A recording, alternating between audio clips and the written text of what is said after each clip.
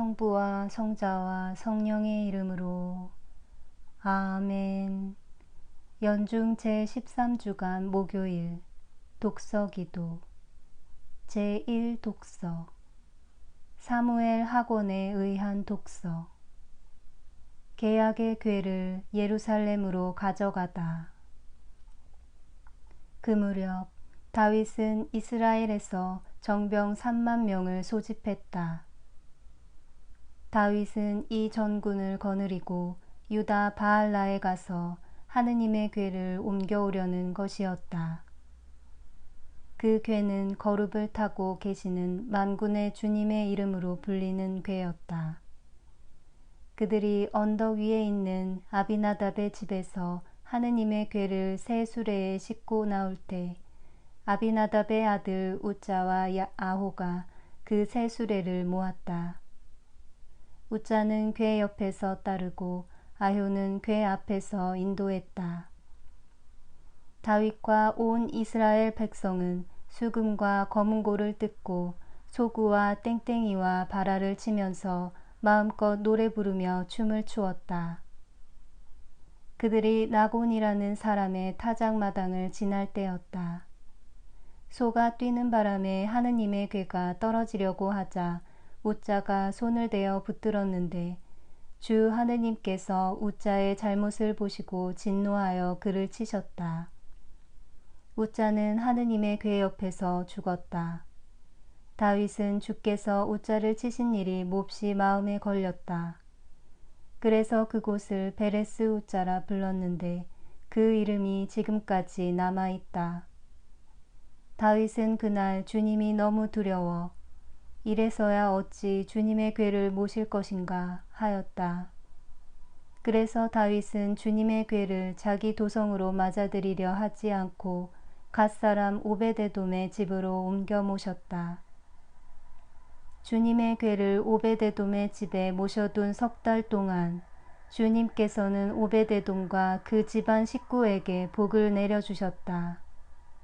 오베데돔의 집에 하느님의 궤를 모셔두었기 때문에 주께서 그 집 식구들과 모든 재산에 복을 내려주신다는 소식을 듣고 다윗 왕은 너무나도 기뻐 하느님의 궤를 오베데돔의 집에서 자기 도성으로 모시고 올라갔다.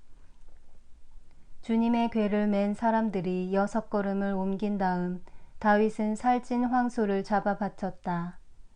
그리고 다윗은 모시의 벗을 입고 주님 앞에서 덩실거리며 춤을 추었다.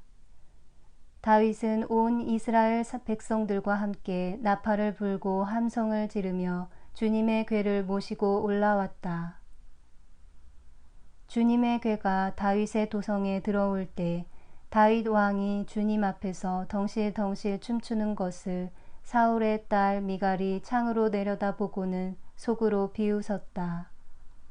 다윗은 미리 성막을 쳐서 마련해 놓은 자리에 주님의 궤를 모셔놓고 주님께 번제와 친교제를 드렸다.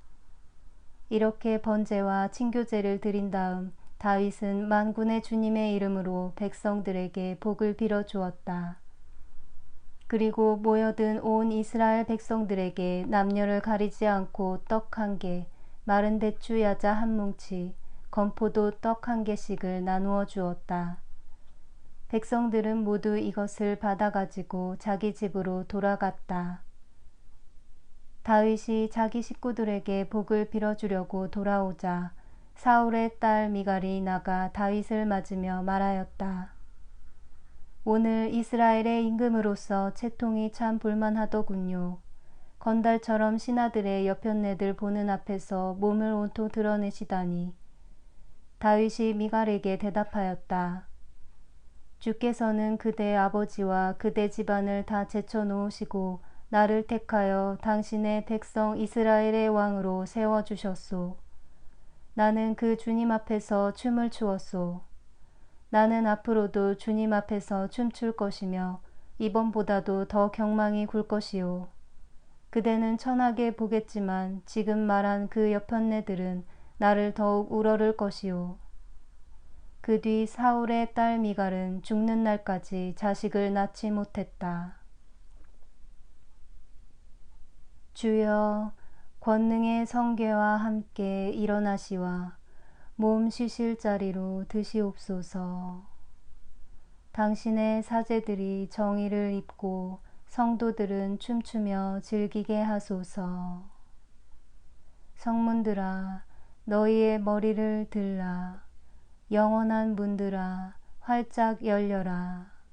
영광의 임금님이 듭시려 하시나니. 당신의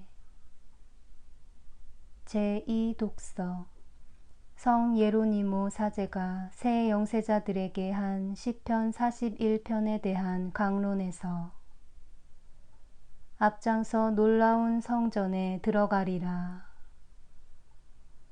암사슴이 시냇물을 그리워하듯 내 영혼 하느님을 그리나이다. 시편이 말해주는 이 사슴들이 시냇물을 그리워하는 것처럼 이집트를 나옴으로 세속을 떠나서 파라오와 그 군대들을 세례의 물로 삼켜버려 마귀를 죽여버린 우리 사슴들도 교회의 샘, 곧 성부와 성자와 성령을 그리워합니다. 예언자 예레미야는 성부께서 샘이라고 말합니다. 나의 백성은 생수가 솟는 샘에 나를 버리고 갈라져 새기만 하여 물이 괴지 않은 웅덩이를 팠다.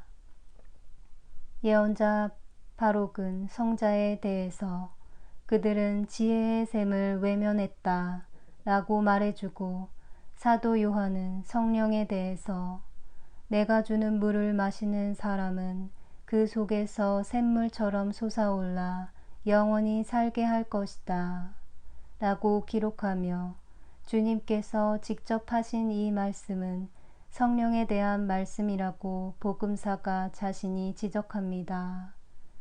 이 세 가지 성서 인용은 삼위일체 신비가 교회의 세 가지 샘이라는 것을 분명히 증명해 줍니다. 신앙인의 영혼도 이 샘을 그리워하고 세례를 받은 영혼도 이 샘을 그리워합니다. 내 영혼 하느님을, 생명의 하느님을 애타게 그리나이다. 그런데 그저 하느님을 뵙고 싶은 마음만이 아닙니다. 애타게 그리워하고 불타오르도록 목말라 합니다.